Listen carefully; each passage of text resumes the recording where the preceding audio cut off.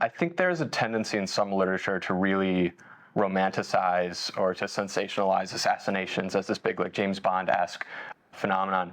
And really, throughout the course of the research, what I realized is one of my own personal goals or goals of this types of research is to make CBR assassinations a bygone era, a historical phenomenon, not something that we need to be worrying about seeing year in and year out.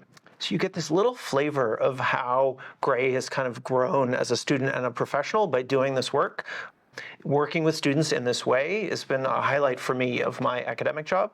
I'm very happy with what we've done so far, but I think some of the last few emails where there's so much more out there that could be done either by us or anyone else.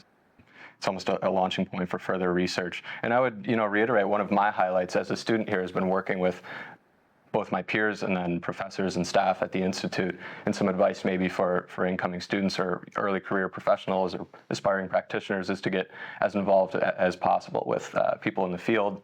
Those connections don't end when you graduate. There's a pretty large and healthy body of alumni here that I still keep in contact with, some of the people that I met years ago who have since graduated. But the sense of community has really been great, both for my own personal development, but also for my academic and professional development. And one of the things that's fun about this project is that it's going to have a long tail.